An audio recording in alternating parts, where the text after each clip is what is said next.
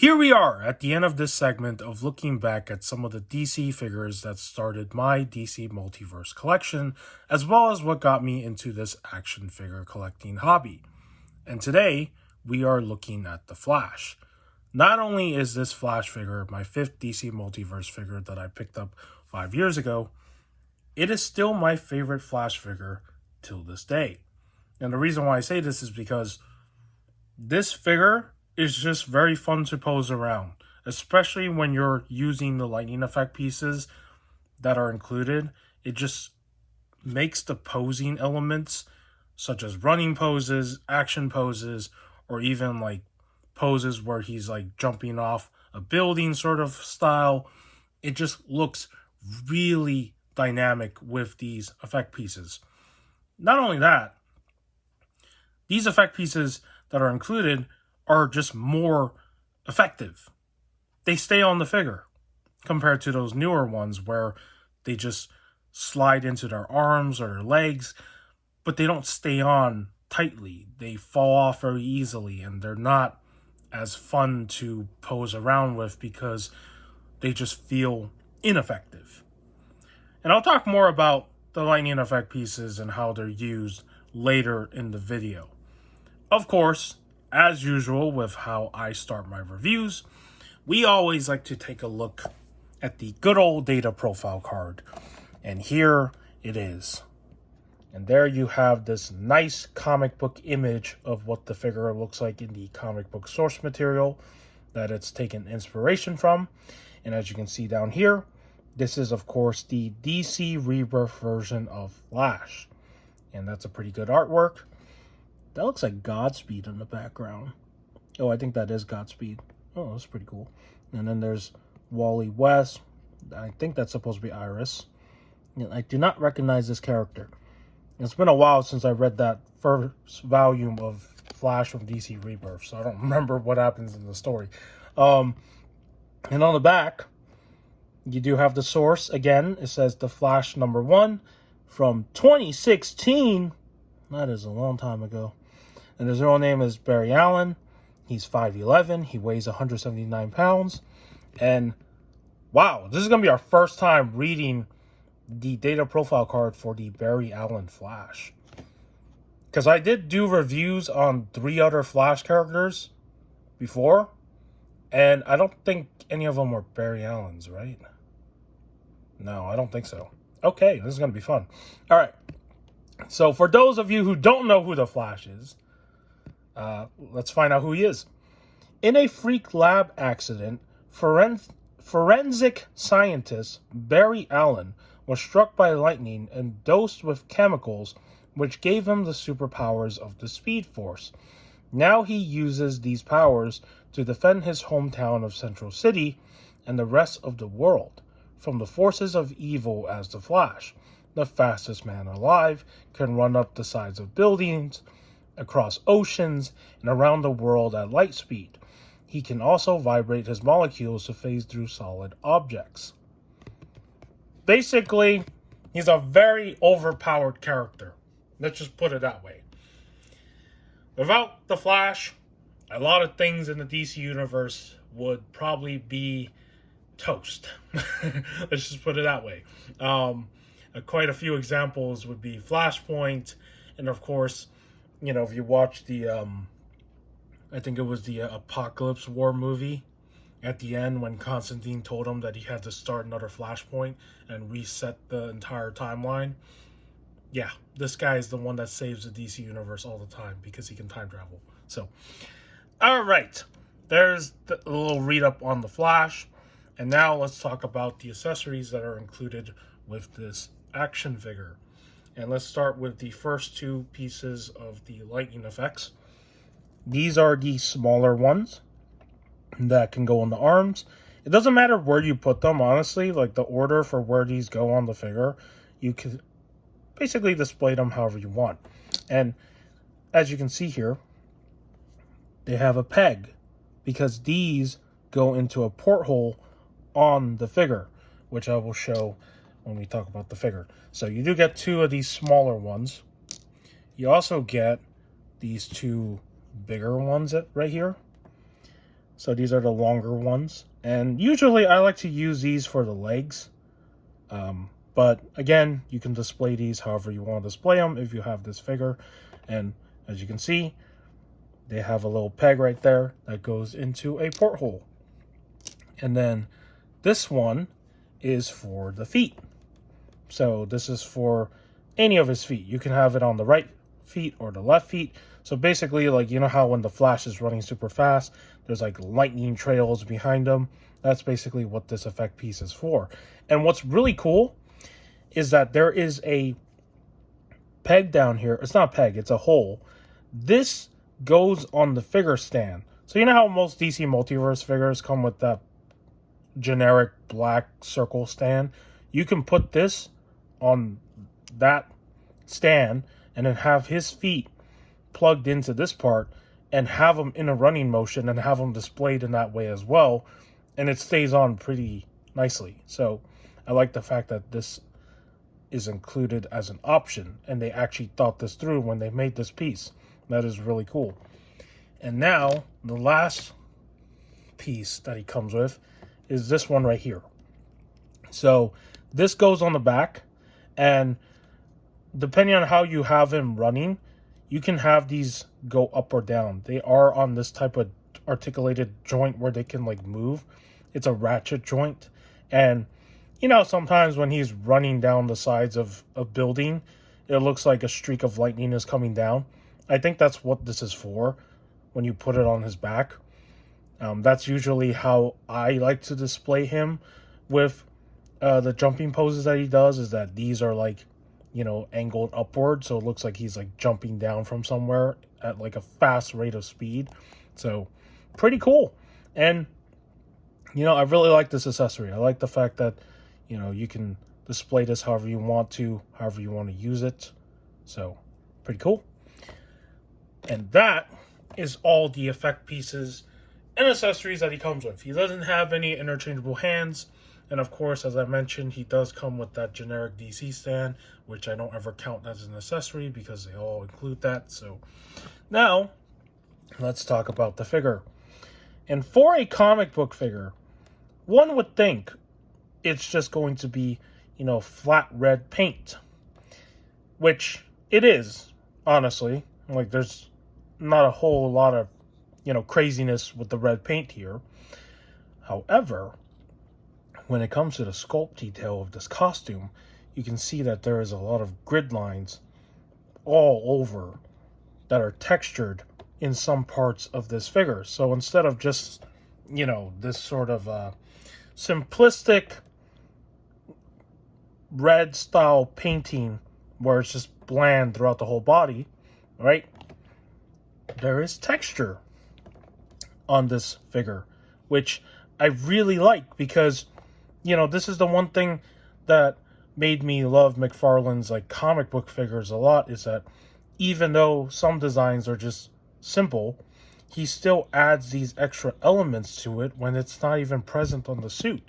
And some people might not like that, but to me, if you're going to be paying for a $20 figure and it's going to include details like this, even if it's not even part of it, that's a bonus.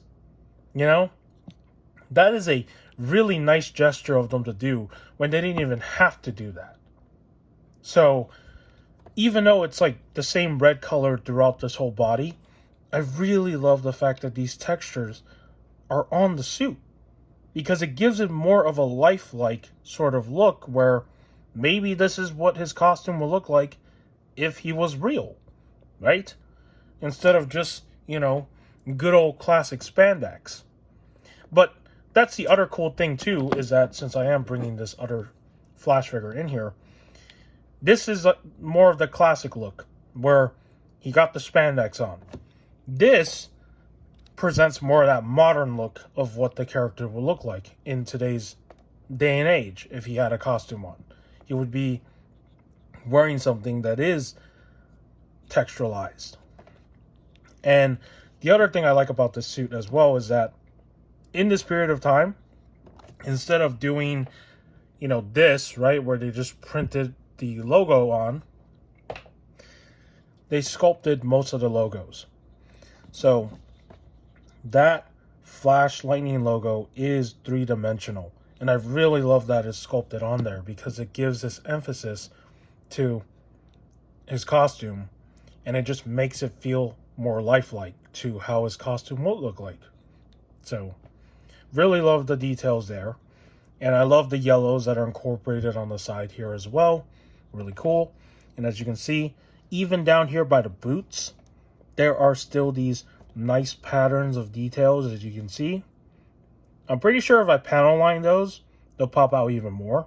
I think I might because they look so bland just being covered up in the yellow. And that's something that you can honestly do. If you want these details to stick out, you could panel line these lines. Darken them so they can stand out a little bit more. But again, it is such a nice gesture for them to do for a figure that you know probably doesn't even need all this texture on it. So, and now that we talked about those details, let's talk about that head sculpt as well. And you can see how comic booky that look is. And it just represents a very good looking Flash head sculpt right here. He's smiling or smirking. You know, he's giving you that look like he's just like, you can't stop him. He's fast. You'll never catch up to him, right? And he'll always be there to save Central City. And I really love the sculpt of this face because that is a very good looking comic book Flash. So, yeah, really good right there. And also the back of his head also has these lightning patterns that continue to the back. So you can see how, you know, his mask is designed. His ears are pretty accurate right here. Sadly, they are using soft PVC, so they do warp a little bit. But, you know, not the end of the world. But yeah, that's a really good looking comic book Flash head sculpt. And I like that a lot. So, those are pretty much all the details on this figure. There's really not a whole lot of other details to talk about because, you know, again, it's simplistic design added with a little bit of a bonus element to it. And it works.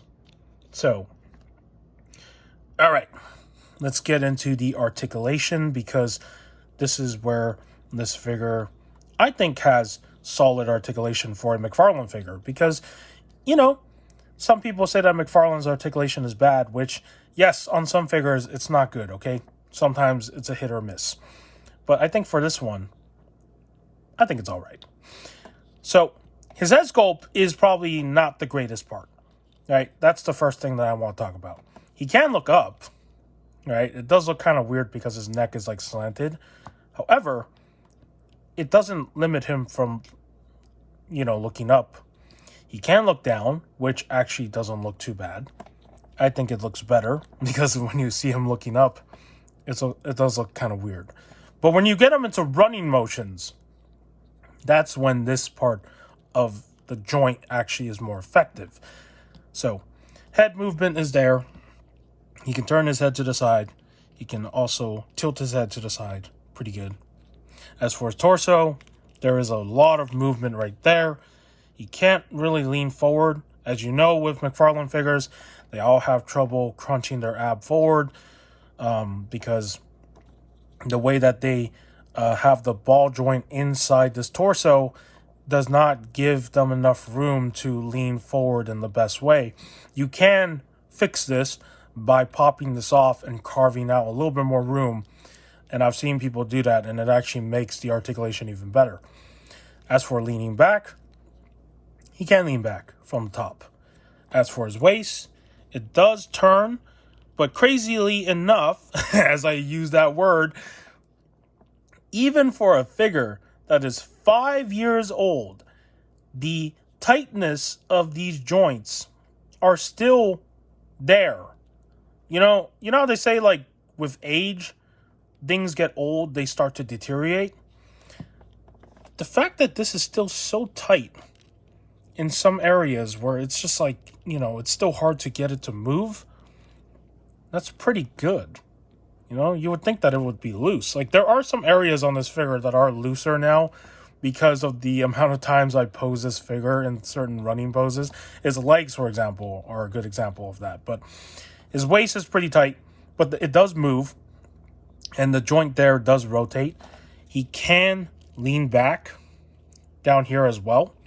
He can lean forward a little bit, but again, not the best, so there's that. And before I talk about the arms, let me talk about the legs. So, since this figure is quite old, his legs are a little bit looser on my copy because, you know, when you're taking photos with this figure, you're always using the legs more often because he's always in running motion. But even after all these years, moving these legs, they're still pretty tight, surprisingly.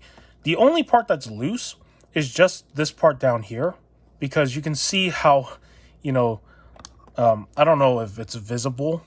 Actually, let me zoom in. So these joints down here, you can see how worn out they are. That little peg area right there that's supposed to, you know, do a click noise.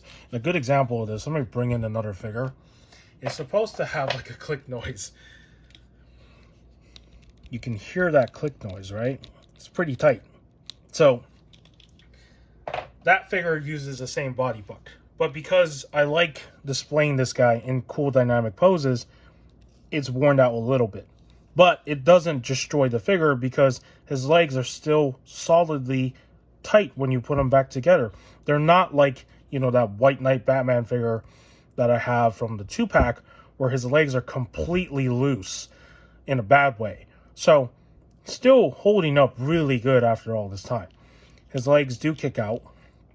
He does have double joint, which is really good, getting him into those running poses. He does have articulation in the feet.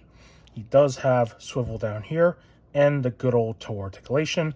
And as I showed, he can spread his legs out pretty good.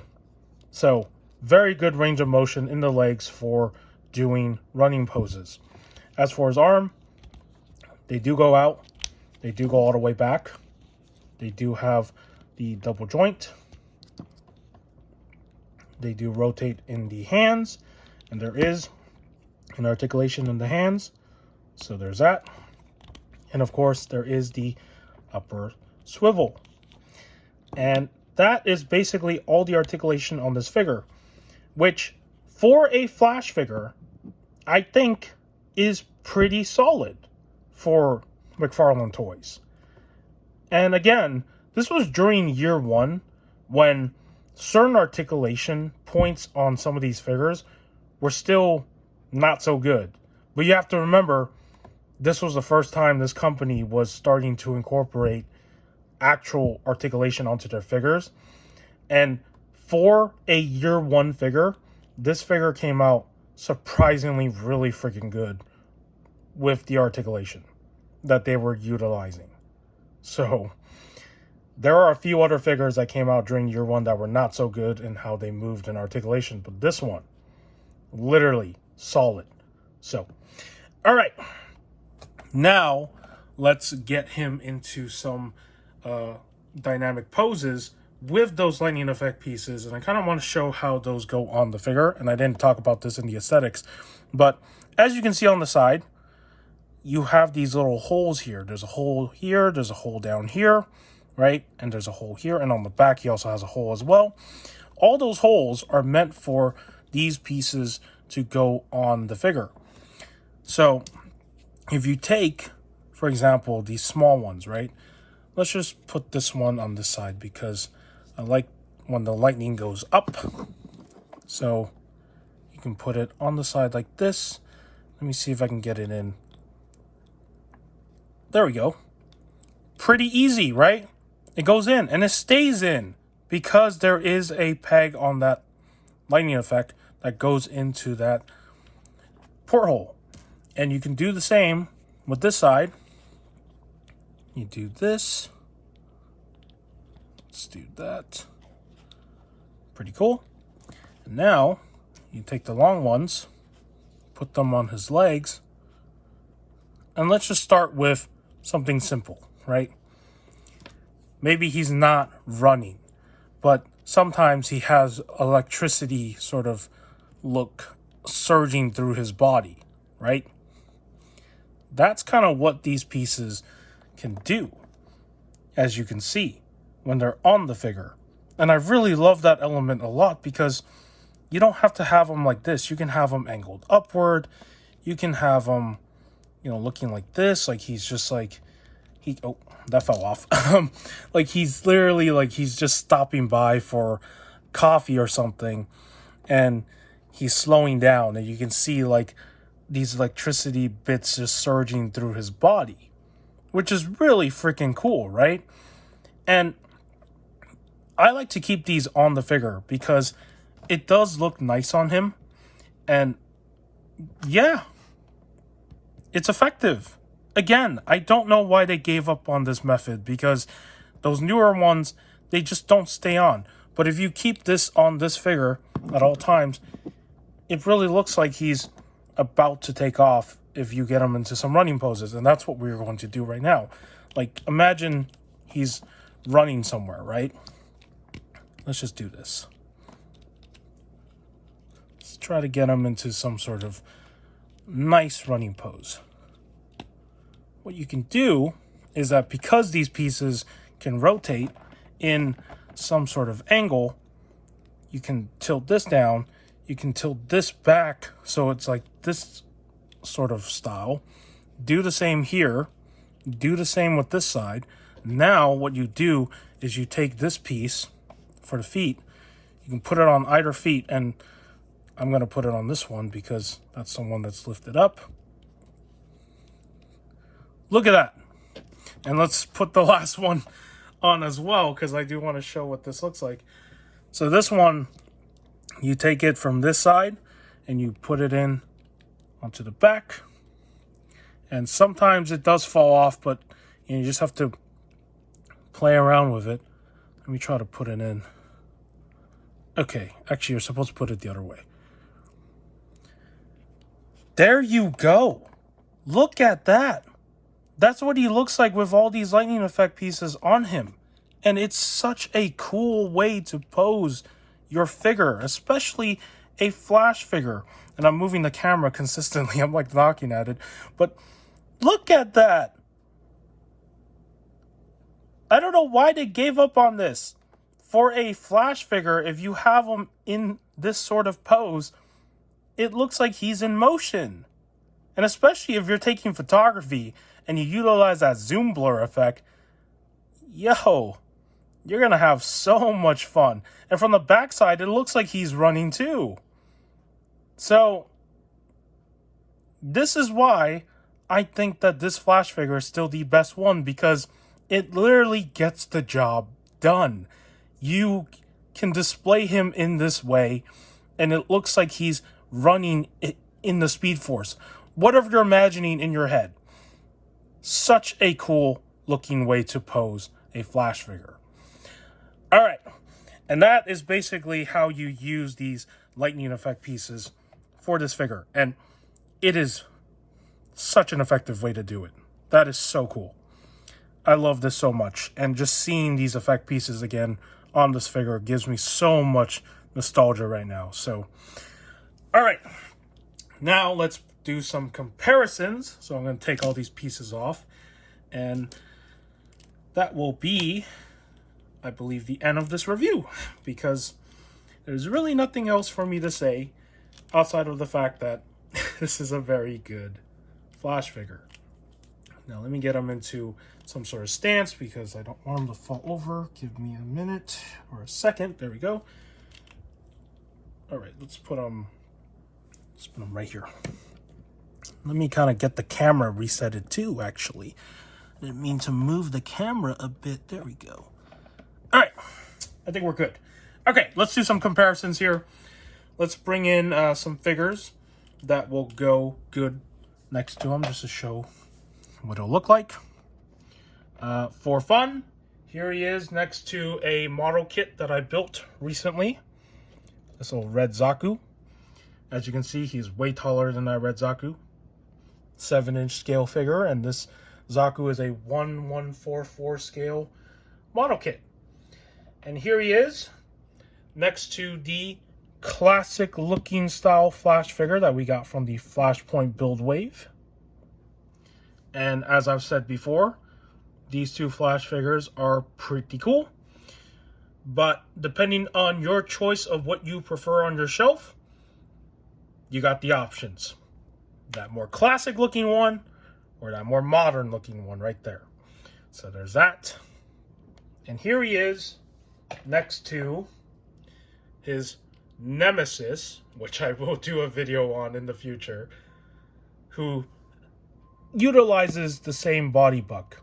And honestly, this is one of those times where reuse is just an effective means because it works well with his arch nemesis. And honestly, this reverse flash head sculpt is still probably the best one that they've made compared to that new one that they made for that 2-pack. So yeah, pretty cool. And here he is next to the armored Batman from the Batman versus Superman wave of figures. And yeah, he's taller than him because he's wearing armor, but you know, there he is. Here he is next to a figure that we will be looking at sometime in the future. I would like to say maybe this month. There he is next to the Question.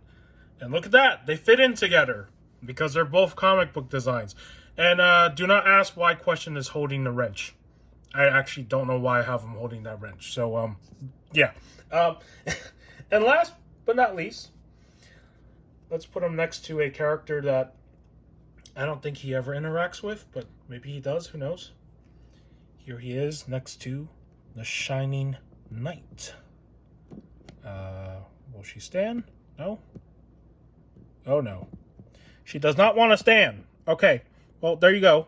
That's what they look like next to each other. And that is all the comparisons for this figure. And I'm trying to zoom out. Oh, there we go. All right. With that said, I hope you enjoyed today's look at this DC Rebirth version of Flash. If you found today's video informative, do give it a like. If you want to subscribe to the channel for more action figure content and whatever else I do on here, you can. You don't have to. In the end of the day, I make these videos for fun. And with that said, take care, and I will see you in the next video.